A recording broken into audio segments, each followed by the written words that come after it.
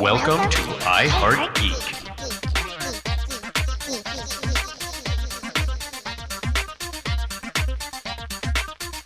How do I start this? And welcome to iHeartGeek, the movie edition. Movie edition. My first night movie. This is your first movie. Yeah, and I brought a date. You brought a date. Yeah, I brought a date. Most people don't bring dates, but tell us about your date there, Mr. Winchester. Well, I met this woman, I don't know, like 20 minutes ago. And she decided, hey. That got her to talk. Yeah. She said she didn't want to talk. So and that's she's going to talk. Amazing. Yeah, she's going to talk. So I met her Wait. 1 plus 1 plus 1 plus 2 plus 1. So 8 years ago. I think it's just a red herring. It is. Yeah. So before we get into introducing everybody, we actually sat down and we watched Clue. Actually, tell them what we did first. We played the game of Clue. My first game of Clue. And oh my gosh, it's fun, but we'll get into that in a minute. Oh my gosh. I always thought I don't like board games. So simple, but yeah, just simple, but so fun. It says 8 plus.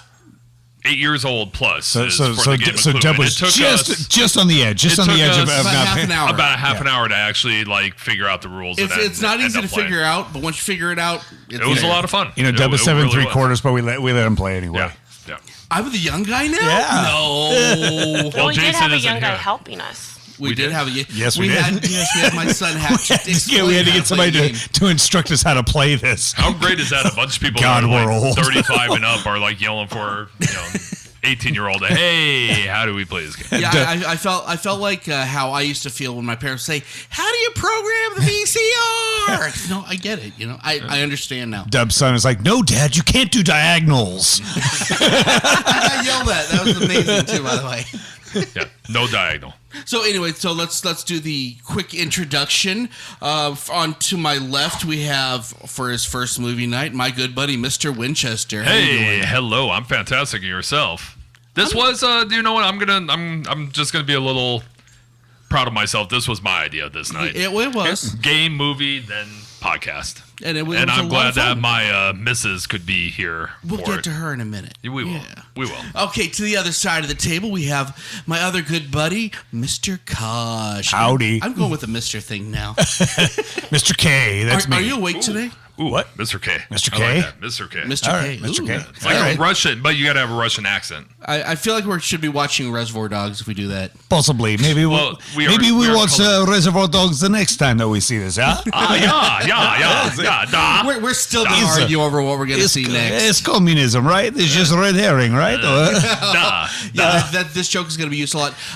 And to my right is who are you lovely young lady? Mrs. Winchester. You're Mrs. Winchester. Dun, dun, you are dun, so dun, far dun, out of dun. Mr. Winchester's league. I'm just curious on how this happened. Thank you. That's the Mutual smartest thing to friends. say. Mutual friends. Outstanding. So we did Clue, and we are giving away heavy spoilers. So if you are Heavy spoilers. The movie was in 1985. no, well, I got to say this, I'm dropping a name here, so she has to watch this. Carrie Schultens, I know you called me out on Facebook on our Words with Friends. Now I'm calling you out. She has not seen Clue. She's never seen What? She goes, "Is that the movie with Tim Curry?" Because I was going to have her sit in today. Right. But I'm like, she'd never seen it before, so like, no. Oh, definitely. So, Carrie, watch Carrie the Schultens, movie. Watch the movie, and then come and listen to the show. And I said I was going to call her out on, so I had to do that. Yeah, a 1985, fantastic movie. Initial thoughts. This movie, the comedic timing, the character, the characters are what drive the movie. It's not about the anything else in the movie as far as like the setup of the house, the locations, anything like that. It is actual character driven, it is dialogue driven. Mm-hmm. It could have been written by Kevin Smith. I was saying that earlier. Well, we were talking about that earlier, that he could have done that. Or Tarantino. I mean, if you want to go dialogue. But that would have gotten really vile. Well, yeah. The innocence on it is really kind of what drives it. And there's good physical comedy too as well. More like vaudeville. I don't even want to say vaudeville, but it's more. It feels like a little bit like the Kel Burnett show as well too. Yeah. Like that's a good call on that. Actually, that kind of a comedy. And you're right. Winchester, that there was no, if it wasn't for the actors that were in the movie itself, that it probably would have flopped. Well, you made Like, the it would have point. been. You made the point that there was no bad There's performances. All the performances were fantastic. They're all but one. Oh, Mr. Body. Mr. Body Yeah. leaving from the punk band Fear that destroyed this set at Saturday Night Live, and that's the only reason why he got cast for this. Yeah.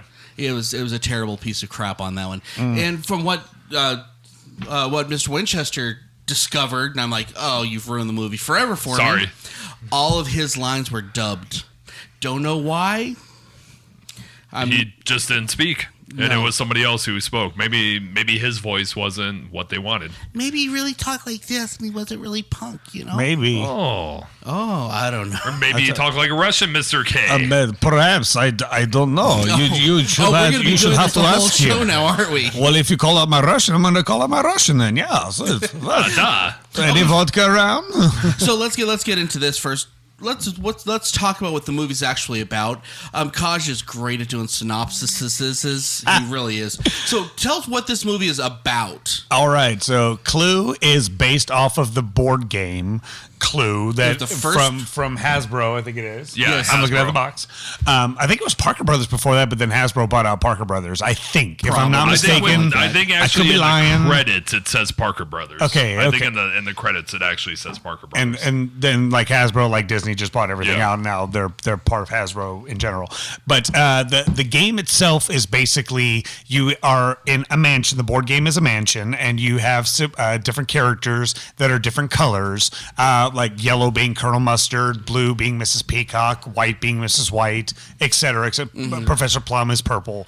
Except it's different in the movie. Except for one of the tidbits is that they intentionally switched their colors. So Miss Scarlet, who should be red, was actually wearing green. Yeah. Miss White was wearing black.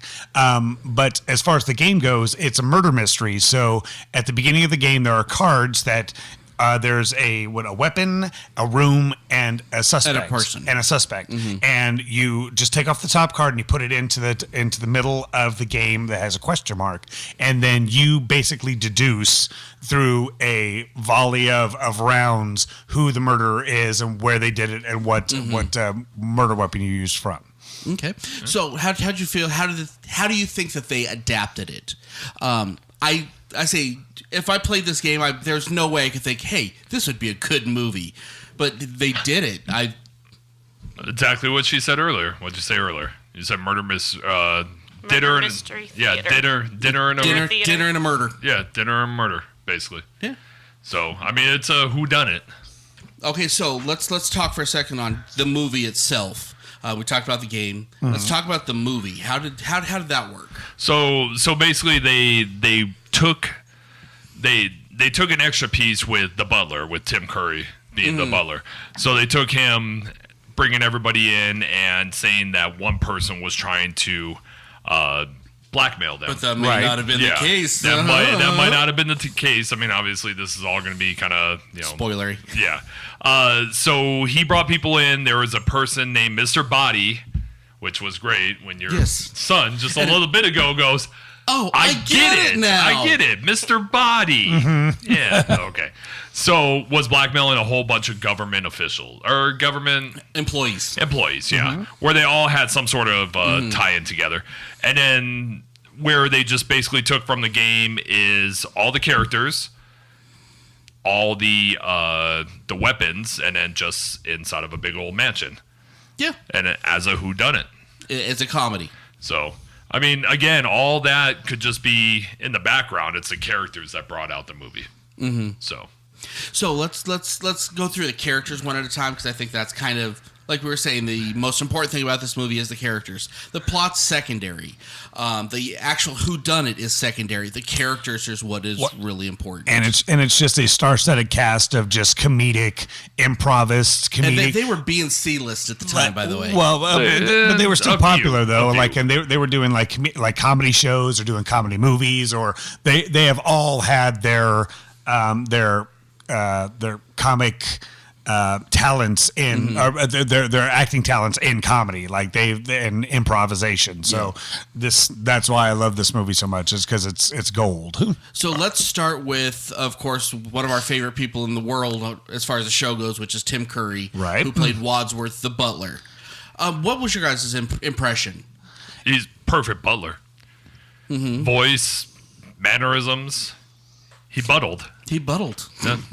And just and for the most part played the straight man to everybody else's kind of freaking out and you know, kind of he was the tether to everything else that was going him, it would have around. fallen apart. Right. Completely. Right. I think what's interesting is the people that they wanted to play him before Tim Curry got involved, and one of them was Mr. Bean himself, Rowan Atkinson. Right. That would have been interesting. I could see that. And John Cleese was actually up for the role. John Cleese would have been amazing. He's the only other person that I could say, I would want to see that. Rowan Atkinson is way too cheeky, but like his facial mannerisms It's are too what much. make him. Yeah. So his dialogue isn't strong enough. I don't know. I think he might have been a good, because have you ever seen Blackadder? That he was in for that, like you've just seen him as Mr. Bean. You haven't seen him as pretty much, yeah. Yeah, Blackadder. He definitely was like the regal kind of like basically what Tim Curry was in, really? in the movie. Yeah, Okay. he could definitely play the butler if he wanted Maybe to. I'll but, have to see that. To a lot of people just know him as like Mr. Bean, and you know, or what was it, Johnny English, when he kind of did the same thing. Yeah. Okay, now let's move on to, I'm just kind of pulling these as we go, who I thought was actually really brilliant, which was Miss Peacock. Ellen Brandon, who a week before she came out to do this movie, she'd just gotten out of rehab. Is it Ellen or Eileen? Eileen Eileen Brennan. Let's Yeah. see, okay, I apologize. Okay. But yeah, Just making sure. no, she was absolutely mean, the elder statesman kind of feel. She felt like she was the same age as everybody, but she definitely felt older than everybody. And just kind of bouncing back, like just being nervous and then not nervous and then being nervous again and then freaking out. Yeah, just erratic. Well, we were Right. talking on Just that straight in that erratic. movie, or on the dinner scene, when she just has to talk and she's happy and she starts bragging and showing off. Oh, I'm not supposed to know this, and then somebody recognizes her and she's just kind of like flips out. right. And it was just so subtle and just perfect. The way she was really able to capture that was But at the same time, amazing. it's okay. Everybody's quiet, but I gotta say something. I gotta say something. But then I'm just gonna keep on going until somebody says something, and then I'm just gonna cut myself off. Right. Kind of thing. It's how she talked and made it all very uncomfortable. Okay, let's go with my favorite character in the movie, who I think, bar none, was Miss White.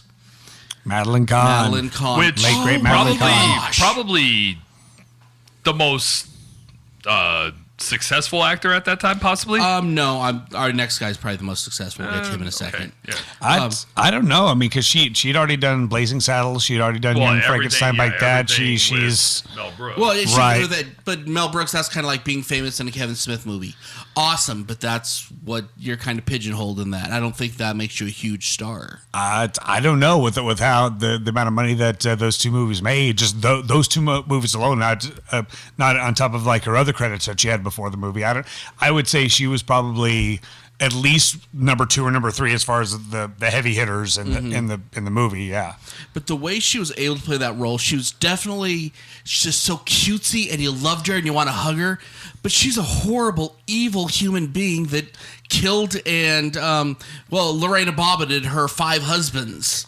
Well, even with 5. right, 5. Because what was the line? What are husbands like? They're like tissue. They're like Oh, yeah, tissue. they're Where tissue. soft, Soft. and completely disposable. Yeah. Yeah, but she did it just so straight face, like just not really too much emotion, and Madeline is like known for like her over expressiveness for her thing, and then just the whole when she confesses about like killing Yvette and like the whole like it's like Which is all improv. all improv stuff, just flames on, like burning on my face. And like whenever she'd get caught by surprise and she'd make almost a puppy dog noise, it was so cute. I'm like, how would you think of doing that? Like, oh my gosh, I want to rewind this and put this on a loop. Which would lead to the fact of how much was this improv? I think there was a lot more than any of the guys would admit to. I'm pretty sure. I can almost bet the house that they probably did about 5 or 6 takes, if not more. My bet would be 35% of this movie, what you see on screen, a minimum of 35% was 100% improv.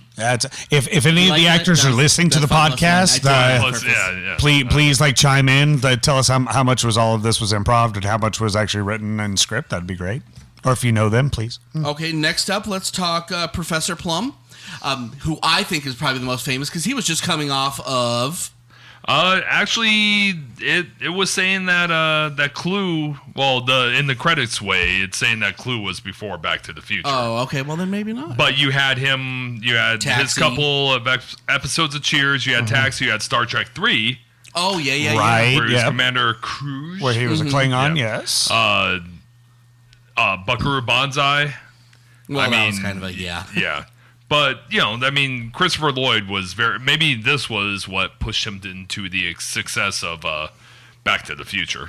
Yeah, but I thought he was just the lecherous, just kind of a scumbag. Kind of was. Right. He really was. He honestly didn't have any redeeming characteristics, but I feel like he was definitely likable, and that's a tough line to pull. As an actor, can you do that, Kaj? No, not without a lot of training. Not to the capability that he is, but yeah. So, anything else we want to say about him before we move on? I love Christopher Lloyd. Great Scott. He's great. Yeah. Great Scott. Well, Judge Doom. Oh yes. Roger Rabbit. Who from Roger Rabbit? Yeah. Okay, now let's move on to Michael McKean. Who is also in Spinal Tap. Laverne and Shirley. Squirr, who was it? Squiggy? Or was he Lenny or Squiggy? Squiggy. Yeah, Squiggy. I keep forgetting which one is which. And I think he's Lenny. Wait, was he? Because Squiggy was the smaller one, Squiggy right? was shorter one. Yeah, he was Lenny. Yeah, okay. that's And right, he's he was been in Lenny. every Christopher Guest mockumentary. Just brilliant improv comedian, brilliant musician, and the things that they were able to get away with because of the times with that character, just the stereotypical gay guy, was just wow. Right. I'm watching this with 2018 eyes, and I'm like, oh yeah, they can't do that, can they? and then when he reveals everything, because he doesn't want to be exposed by everybody else, he just does it himself, and then you just see most masculine. See Wadsworth like, what? That wasn't in there. Okay. So he was Lenny, and actually, right before same year that he played in Clue, he played in the only movie I ever cried in. Daryl. Yes, you remember that? Oh, is that Old Yeller? I don't know why. I just cried on that movie. It was weird. I don't know. I don't cry very often. But you can ask her that. Did he? Not very often. When our boys were born. Yeah, I did. I sobbed like a little boy. Well, and the first time that I invited you on the show, I saw you shit out a little. Yeah, I too. did. Like, I did. I can be on the show. That's cool. But as I say, great actor. Perfect straight man. He was if you want to consider Tim Curry the straight man, I don't know what you'd consider Mr. Green. He was another straight man, just really kept everything together because he couldn't be eccentric. And he could have been a whole lot worse with his portrayal. Well, but he was more of like the physical person because he was the one that always kept falling down. He was more like the physical comedy. Lord. Yeah, definitely a lot of John Ritter in that man. Right. Oh yeah, that's great actually. Three's Company. Oh man, yeah, I can see John that Ritter now. is such a great physical actor. Was part of me, which is very sad. But anyways, go ahead. Next up is Martin Mull, who played Colonel Mustard. Colonel Mustard. I think is probably the most famous character from the game. Oh, everybody wants to be Colonel Mustard when they get in there. Colonel Mustard yeah. with the pipe and right. That's like the go-to line when you talk about Clue. It's always Colonel Mustard did it. That's who I was in the game. Yeah, it really was. Yeah, but yeah, This is war, Peacock. Yeah, he played another just butthole. Well, everybody was playing kind of like not necessarily narcissistic, but they all had secrets to hide. So I mean, everybody was going to be a little bit more on edge and just kind of like aggressive, passive aggressive to each other. You know. Yeah, he wasn't like mean to anybody. He wasn't like lecherous like Professor Plum, but he was definitely kind of a hard nose. You know, and he was basically a war profiteer, so he really did pull that into the role. Right. He had a lot of the secrets though, because I mean, it ended up with the driver being his yes, or pardon me, the motorist being his driver during the war. Plus, he was one of what's her face's Miss Scarlett's clients. Yes. Well, I think everyone in that room other than Mr. Green was one of at some point. Yeah. Well, speaking of Miss Scarlett, yes, actually, that's who we're going to next is Miss Scarlett, who I got to be honest, I watched this movie for 15, 16, 17 years, and I always thought that was Susan Sarandon. I did too, especially with it being Tim Curry, and then the house, like you were saying, the house sort of looked like, acts like her. Sort of looks like Rocky Horror Picture Show's house, like mansion. It was almost like, like you said, like with the Kevin Smith movie or like a Mel Brooks movie, they use like similar actors to do a different role. There's similar props in there. The layout was close to identical to the Rocky Mansion, and even the what was the line? There was the throwaway line. The line was, I'm here to use your phone. Yeah. My car broke down. Can I use your phone? Which is the exact same line from and Rocky Tim Horror. Curry was the one that opened the door to answer it. Yeah, and that was great. But she's what I consider to be a poor man's Susan Sarandon. What's her name? Leslie Ann Warren. Yeah, who actually is pretty much drop dead gorgeous now. She actually looks better now than she did then, and she was born in 1946. So 46. She's 71. She's been acting pretty much her entire life, according to her IMDb. A lot of really small kind of movies before Clue ended up happening. And then she of course reprised the role a bit in Psych. Yes. Where everybody but Tim Curry basically came back for. Well, he was in the show, but not on that episode. And she was also in another amazing Mel Brooks movie, Life Stinks. Oh, really? Well. Yeah, the girl, the homeless girl that Mel Brooks goes after. Oh, gotcha. Life Stinks. I love that movie. And she pretty much stopped acting after that, it seems. Well, she's in a lot of like bit parts. Yeah. I think she's a character actor that's probably made a pretty good living and she's not a A+ player, and she never will be, and that's okay. She seems like a really good person. You never know. Maybe she's just waiting for a resurgence. I don't know. Who knows? Yeah. Call your agent. Let's see. Next, I think the final one, because I don't want to talk about Mr. Body. Yeah. Is who cares? Nobody cares. Is Colleen Camp, who played Yvette, and the people she beat out for this role.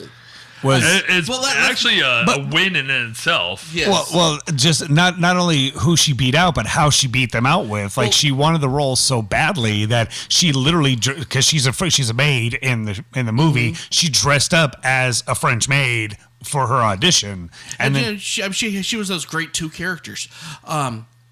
Somebody's gonna catch that joke. But she beat out like Carrie Fisher. She beat out Carrie Fisher. She beat out Madonna. Right. Yeah. Couple more. Well, okay, you got to kind of put a stamp on that with Carrie Fisher. Okay, she had the role, but remember when I said that Eileen Brennan got out of rehab a week before? Right. She went into rehab for 4 days so she couldn't do the movie. Right. Which that's how fast they did that movie, by the way. Yeah. It was like a 2-week thing.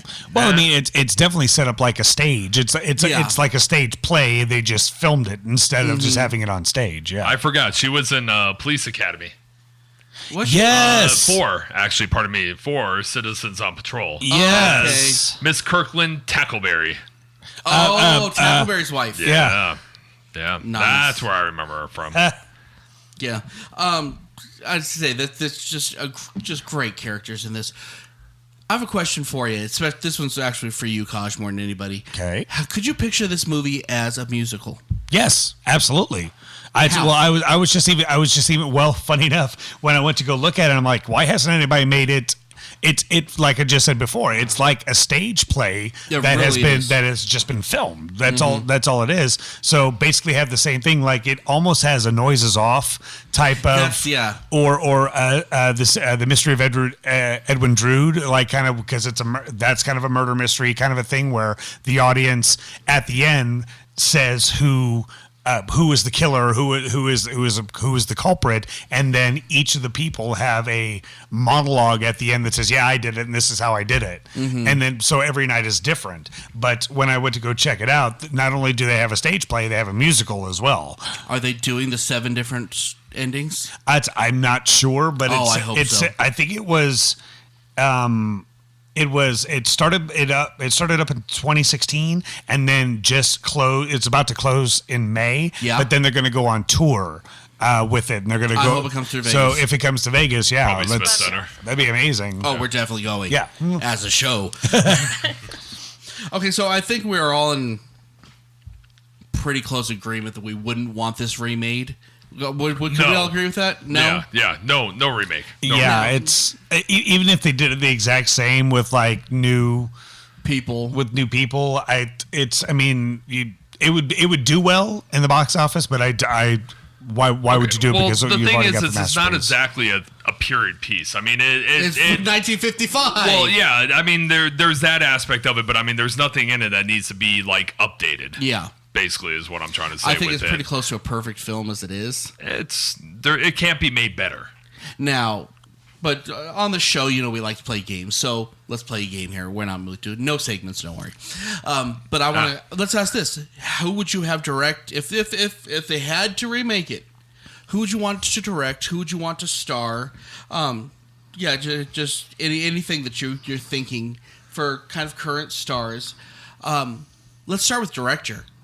There's some interesting. I would like to see Kevin Smith. I think he would be fantastic at it. Yeah, but he would be. There'd be too many fart jokes. I think he's kind of grown out of the fart jokes. Though. He really I don't has. know. They'd be all more weed jokes. Yeah, weed. Joss Whedon. Or if we're going all dialogue, I mean, like we said earlier, Tarantino. Interesting.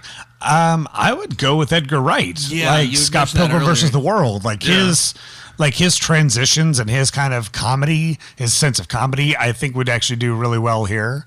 Yeah. Speaking of which, I can't think of his name. The guy that did Best in Show. The guy that did McKeon. Yeah.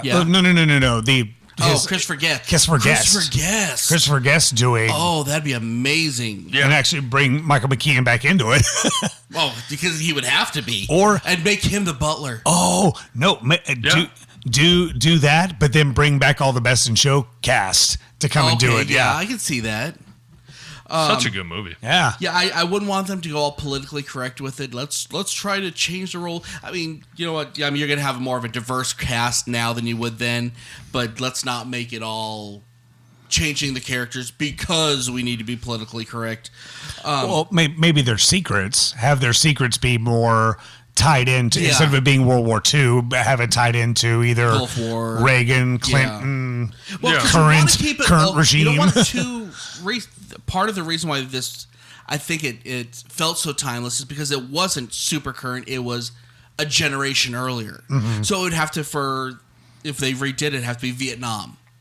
Yeah. Okay. If they did a Vietnam area, they're wearing bell bottoms. Well, you got to think about what they're going to be, what their angle was as far as like the war went on this one. I mean, why was he profiteering from war? Because he was selling secrets parts. Yeah, selling parts. So I mean, it'd have to be something in respect to that. Yeah. So he was. Oh, it'd be an amazing joke. Well, he was providing cover for Jane Fonda, and Jane Fonda is one of the characters. I'd be like, that'd be kind of funny. That would be kind of amazing, actually. But obviously, it has to star, The Rock, since. The Rock is in everything. The Rock is in everything. So what do you cast him as? I know. I'm not casting the FBI agent. The end is near. The Howard Hesseman character. Yeah. Jesus knows everybody. Yeah, another bit part that was just added so much. Mm-hmm. And Jane Wyland from the Go-Go's. Right. Yeah. Doing the Singing Telegram. You know what? You know who probably could be a good butler on this? Who? Ryan Reynolds. Because he could have that same sarcastic tone that he has already. I mean, obviously, you got to take away the accent and the British side of it or whatever that Tim Curry was. He'd add a little of that. But though. he could be that. He could be that type of person. I could see that. And he's got great abs. I didn't He even. does. Oh, wait, huh? He'd have to be shirtless. Huh? I didn't even do John Cleese, but I know John Cleese couldn't be able to run though. But Oh yeah, there'd be a but lot of being running for that being a role. butler would be fun. Yeah. Mr. Belvedere? He's still alive. I don't. Yeah, I don't think he's still. No. Well, we have a bad habit of doing this on the show. Kosh. Kosh. Kosh. Kosh. Who's dead? Who's that? Everybody. Anybody that you mention usually. At some point. Okay, here's an important one. Miss Scarlet. Who would you have play Miss Scarlet? Scarlett Johansson. Oh, almost 2 on the Little nose, bit. but yes. She's the maid. She's the maid. Oh, okay. Yeah. No, she doesn't have. You can make that these days. She doesn't have the same She doesn't have the black. personalities. Voluptuousness? I guess. She doesn't can have the make Black that Widows. these Is that what days. you're saying? That's what I'm saying. Okay. Yeah.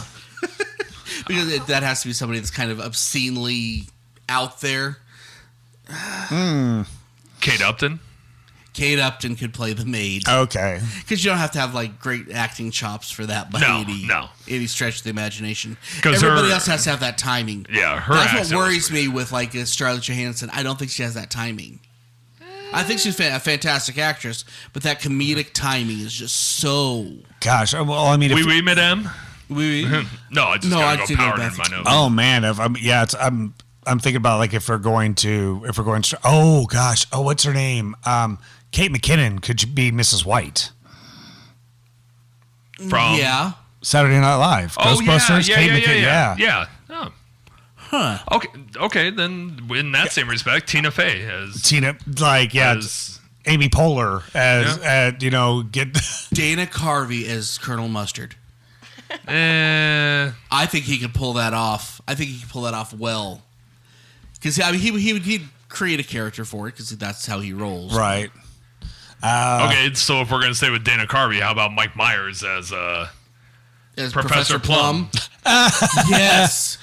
Party on, Wayne. I am in. I don't know. Have you seen them lately?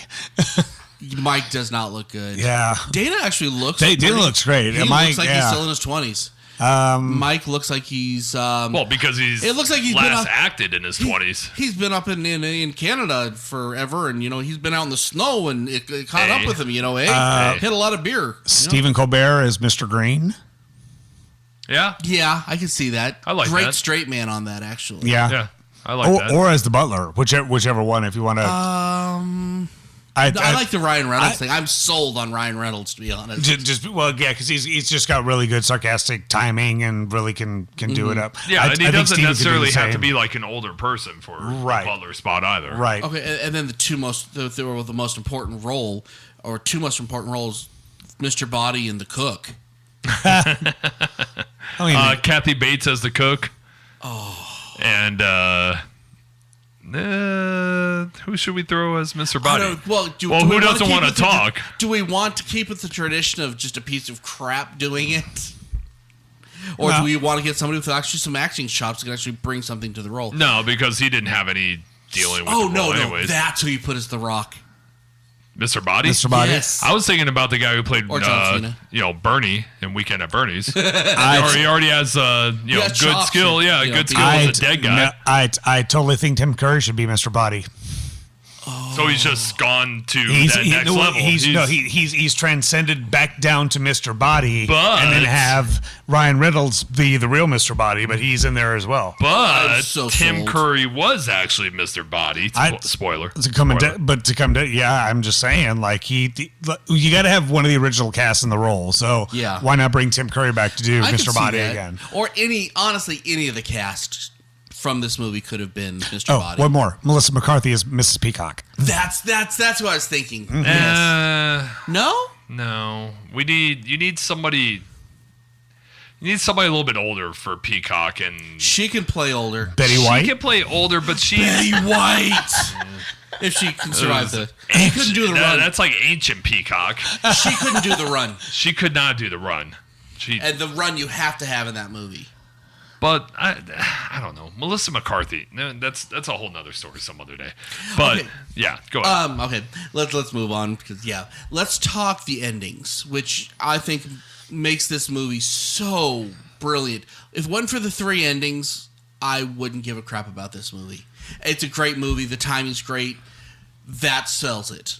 You know, the rest of the stuff that's great. That's your meat. But what sells it is those 3 endings. Well, like Winchester was saying before, basically it's a 92-minute movie, and like the first 45 minutes of the movie is just strictly build up, getting the characters, kind of having an homage to the entire it's the first and second act. To the game. Yeah, it's to the game, and like going through secret passages and stuff, and then finally once the butler kind of starts revealing things and kind of goes through all of the step-by-step process. That's the movie. That's the comedy. That's the comedy of the movie. Yeah. Well, let me put this, like when we were playing the game, the endings is honestly when most of us have figured out, okay, I know who this is, I know where it is, and we're just waiting to get to that spot. Okay. Oh, you mean when everyone's in the library? Yes, in the library, we have to go over to the other spot, and everyone's like you got that anticipation build up, and you're like, I know who this is, I know who this is. That's how the endings feel.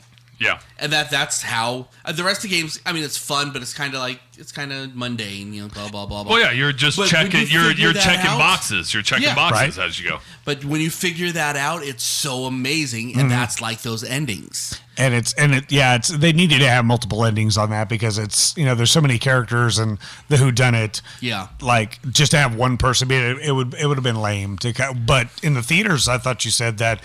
Like each different theaters got different endings. They never got all 3. They got one, and nobody knew.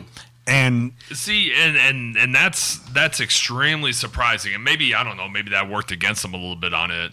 But well, how you said I kind of agree. I kind of agree. Had a failure, but I mean that would almost seem like today, where you'd say, okay, this movie's going to have 3 different endings, but you got to go to a different theater to see each one of the endings. Right. So I mean, no, and I'd say it's not even a different theater. You got to go to a different showing. You don't know which one because it's going to be random. Right.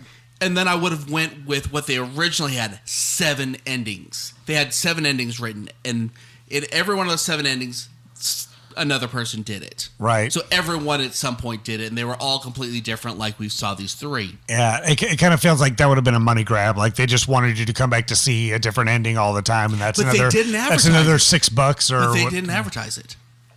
At the time, they did not advertise it. You didn't know because people would put out spoilers like, "Yeah, I know who did it," and they'd tell, "No, that's not who did it." And that's brilliant, right? Yeah, that would have been a good marketing tool, but I guess it didn't work that way. I don't think that they marketed it very well at all. I mean, it went up against Romancing the Stone and such a great movie. There was a bunch of movies that came out that weekend. In '85, killed. Right. Yeah. They didn't make their money back on that movie until much later. I think it said, what did you say? It was a $15 million. $15 million show, $3 million opening weekend. Yeah. And then overall, I think 14. it made just under 15. I think it was like $100 away from it or something like that. Wow. Which, that sucks because I think that movie's so much better than that. But the secondary market, this is the beginning of the secondary market. And honestly, that's what those 3 endings are made for, is the secondary market. And I think that they really saw that. Yeah. Because that's not something that they had before. I'm sure they've made their money back since then. Oh, because now it's a cult classic. true. But it's so good, and it stands the test of time. So, Because, I mean, 85, that's when people were starting to rent videos. And so, we're going to make our money here. And they broke even. Then now, they're still making money. People are still renting and watching this movie. Still buying the game. Because it's still just so well done and so timeless. Yeah. As I say, if you can't do it as a current, you can never remake it as a current movie. No. It has to it's be. not going to work. It has to be a different time. Because there's something more innocent about that time, that these people are doing these awful things. But it's not like, oh, well, I can see that. No, yeah, people are all scum. No, it's like, it's a more innocent time, so they're doing these really bad things, but for some reason it's more excusable for us. I see where you're going, because now in this day and age where everybody knows everything, or you can just look up something and people have their own opinions about it, I think if you were to try to put it in a modern day era, it wouldn't work, because then people would have too many opinions about it, about their secrets or whatever is happening. Yeah. Nice. Absolutely. Okay. So let's do our grades as we always do at the end of these. This is one of the few movies that we will ever do. There's probably 10 in history that I'll give this, but I would give this movie an A+. This is a must-watch in your collection. You need to see this movie. I don't think you can improve on it. I don't think they ever need to remake it. It's perfect. I cannot think of other than Mr. Body, I can't think of another thing that I would change in this movie, and that's saying something. So if I'm not giving it the highest possible rating, it's just because of Mr. Body. Everything else is perfect. I agree, but I'm just going to give it an A. Okay. Just because, fair enough. I mean, it's still one of those movies that I've always hung on to since my childhood that I've always liked. And we didn't even get to talk about like the reoccurring jokes throughout the movie. Oh, well, for instance, stepping in the dog poop at the very beginning, and then every person as they come in, they're smelling their feet. And it's a subtle joke. It is. It's subtle, and it could just pass you by real quick, and you could just forget about it. But I just did. But it's hilarious. Yeah, it's fantastic joke. Even the gun scene too. 1 + 2 + 2 + 1 when they're trying to figure out how many bullets are in the gun. Yeah, and then you question yourself. Yeah. On our 20th viewing, we finally said, okay, well, let's count this. Right. Yeah. So it's one of those things you can just question yourself the entire time as you're watching the movie, and then you go at the end, yeah, that makes a lot of sense. Right. So, okay, yeah, absolutely A. From Mr. Winchester, let's go to Mrs. Winchester. I'd like to hear what would you grade this movie at? I'd give it an A. An A? But I wish we could play a game and then watch a movie every weekend and do the same thing. So this is your thing now. You want to be in all these now, huh? It's a lot of fun. They don't have risk. They don't. Right? Where's the Yahtzee game? We can watch Yahtzee what is movie. it? The Rock'em Sock'em Robots movie with. All it has is Evangeline Lilly. That's all that matters. Hey, I like that. But that's one of my guilty pleasures. I like Real Steel. Yes, I do. It's campy, but I like it. It's like Short Circuit, but with boxing. Oh, it happens at home a lot. Oh, we should do Short Circuit. Oh, Johnny Five is alive. Actually, who was in it? Colonel Mustard was in Short Circuit 2. Yes. Was he? Yes, he was. You know, I'm gonna get everybody a list of about 4 different movies, and we're gonna let Facebook and Twitter vote on it for us. There you go. So yeah, Drawn. I know amateur. You brought it up earlier. Why not Romance in the Stone? Romance in the Stone, that might be a good one. So yeah, we'll get that together. But we need a grade from Kaj. Followed by War of the Roses. Yes. Right. Yes. Because you see the relationship at the beginning, and then you see the relationship at the end. Yes. Woof.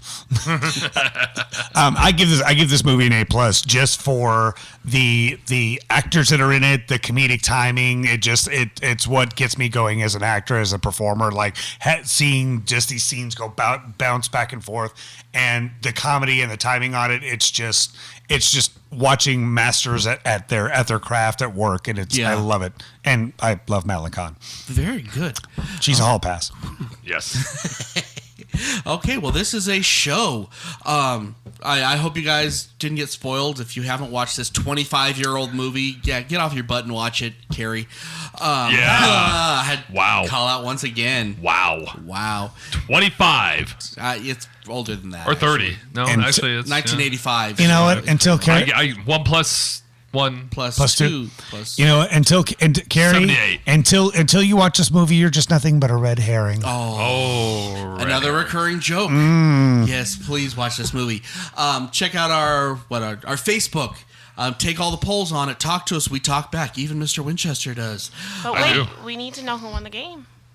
We need to know who did it. Yes. So, yeah. That's true. We did play the game. We should probably tell. Do we have a winner? I'll let you can pick a winner on that one. Oh, stop being so. I don't know who won. Hold on. Here, let me just brush this off. Yeah, you won, Dub. Oh, did I? Oh, you did.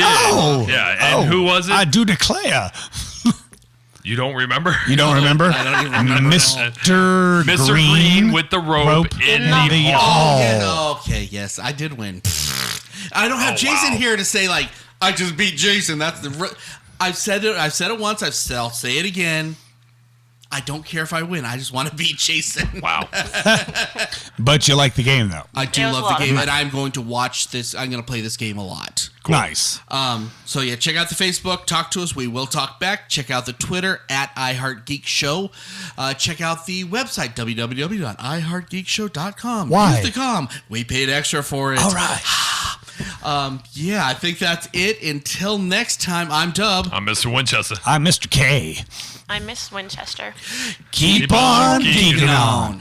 All right, now we're just going to walk out the door, single file, and pretend like this never ever happened. Ever. You've been listening to iHeartGeek. Our Twitter account is @iHeartGeekShow. Hope you enjoyed the show.